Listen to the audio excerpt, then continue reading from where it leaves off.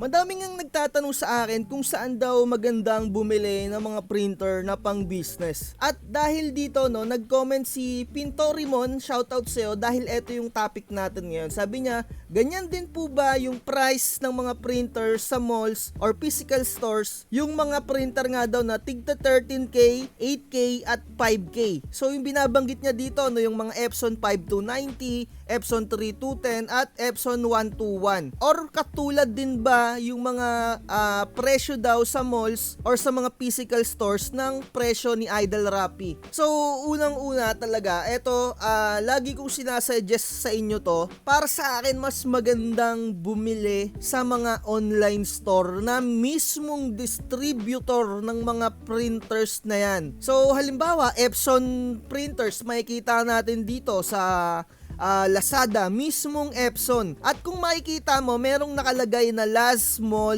or flagship store, ibig sabihin, mismong company ng Epson yung may-ari netong printers na to. Kaya yung makikita nyong presyo dito ay yung mga suggested retail price or yung mismong original price ng mga Epson printers. Meron ka mang makikitang mga other distributors na mga medyo matataas lang ng konti pero hindi ganun katataas. Kagaya nito, ipapakita ko sa inyo. So kung yung original price ay 5,495, makikita mo dito sa mga other distributors or yung mga authorized distributors ay hindi naman nagkakalayo yung presyo. Kagaya nito, ni Officeworks, 6,244.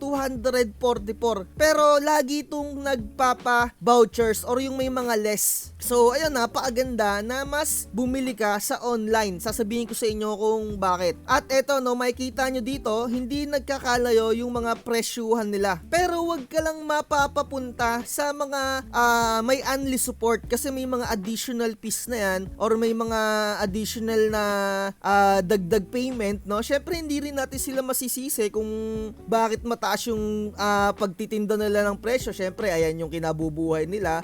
Wala na tayong magagawa doon. Siguro ang gawin nyo na lang talaga ay mag-research kayo para hindi kayo makabili ng mga mamahaling printer na kagaya nito na napakalayo sa original price ng presyo na nilagyan lang ng mga kung anik-anik. Kumbaga mag-research kayo at alamin nyo kung ano yung tunay na presyo para hindi kayo naiisahan ng mga super gahaman na magbenta ng mga mamahaling printer na mura lang pala. At dapat sa mga original authorized distributor lang kayo bibili. Kagaya nito, may nakalagay sa kanila, authorized dealer. So etong 6,244 na to, kapag ka in-add to cart mo yan, may mga vouchers ngayon si Lazada, mas mababa pa yung presyo nito. So eto si Officeworks, medyo mataas ngayon yung presyo niya pero nagpa-flash sale sila dito na mas mababa pa sa mga original price. Yun ang kinagandahan talaga ng sa online ka bibili. At eto ang original price lang ng EcoTank 3210 ay 8,795 mismong Epson. At mag-ingat-ingat ka kung makakabili ka ng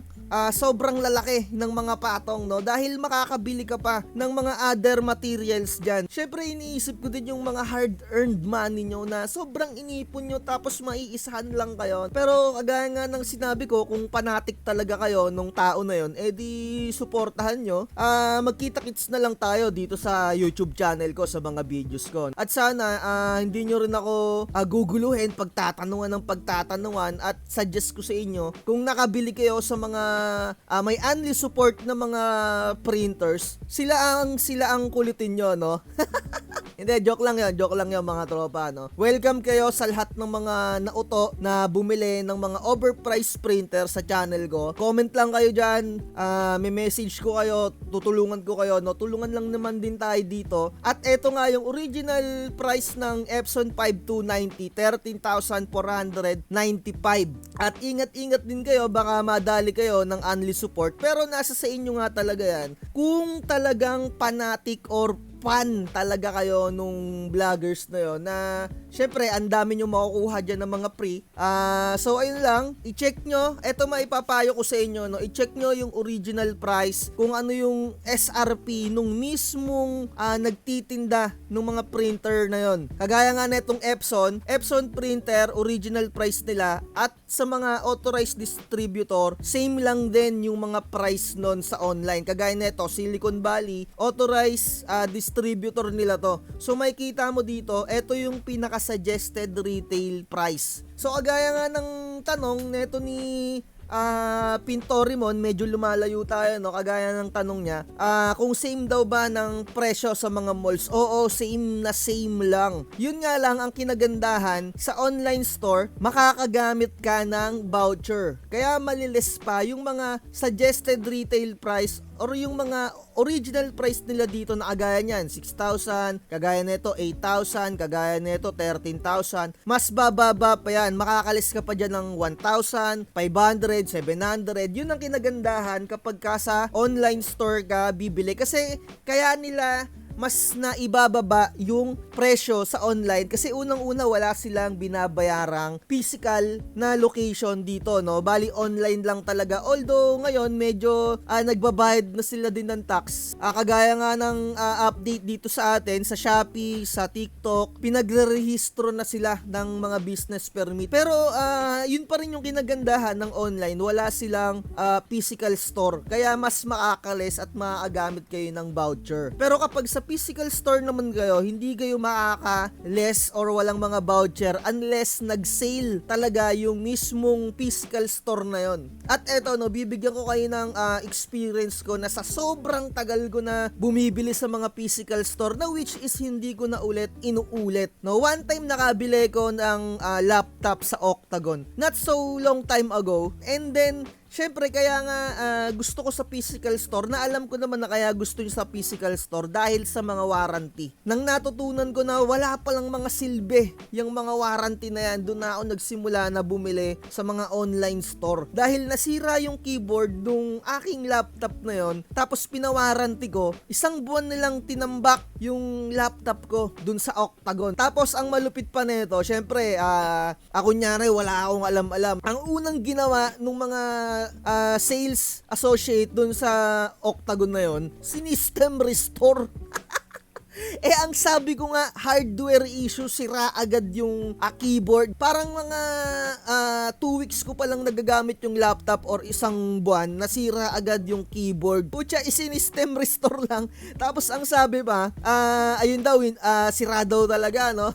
Di iniwan ko yung laptop ko dun sa Octagon. Binalikan ko ng 1 buwan, tapos hindi pa rin ayos, no? Nakatambak lang dun. And then sabi ko, babalikan ko ulit, another 1 month ulit. Hindi pa rin naaayos, nandun pa rin. Hanggang sa nag-decide ako na kinuha ko na talagang walang kwenta yung mga warranty na yan dahil itatambak lang yan. Sure na sure ako papabayarin pa rin kayo ng mga materials dyan. Kaya ito yung kinagandahan din sa mga online store. Bukod sa makakapag-discount ka, ay yung mga warranty na yan, huwag nyo nang asahan yan dahil halimbawa, bumili kayo ng printer. Ito yung pinakamagandang example. Bumili kayo ng printer, halimbawa sa physical store, 2. Nasira yung 2 na yon. Tapos, ipapawarranty mo sa service center. Sobrang dami kong nababasa online na itatambak lang yan. Minsan, 1 taon na, nandun pa rin yung printer nila. So, paano na lang yung negosyo mo? Kaya nandyan yung mga nasa tabi-tabi na mga technician. Pero ingat lang kayo sa mga technician. Dapat sa mga legit technician talaga yung napakaganda ng mga feedback, no? Alamin nyo kung saan yan. Pero wala akong may sasuggest sa inyo. Kayo na yung bahalang humanap talaga ng mga technician, no? Ayun lang yung nakikita kong kinagandahan.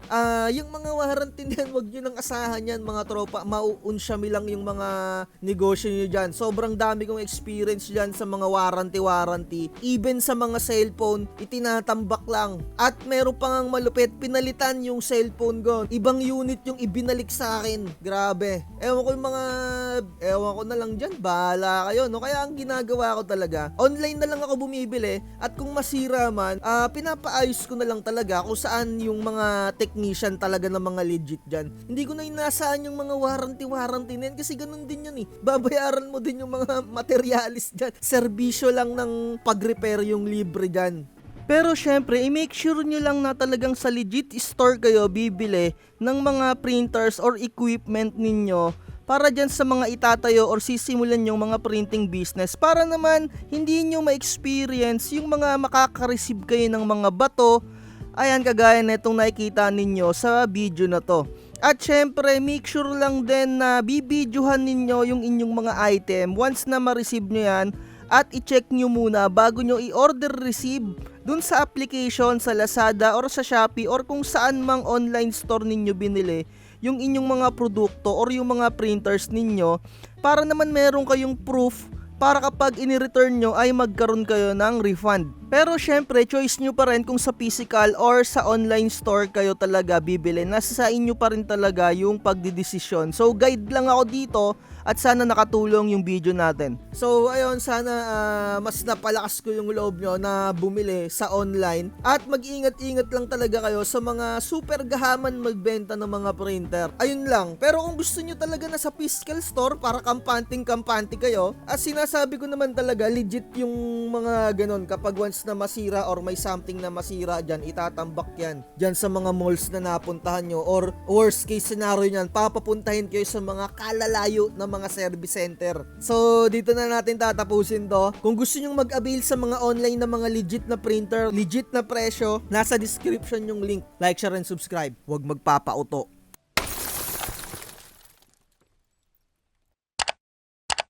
Bakit ang gahaman mo? Gusto mo sa'yo lahat na nakikita. Napakadorobo mo. Sa lahat ng kwento ikaw ang bida. Napakahirap mo na makontento. Lahat ng porsyento sinadya mo.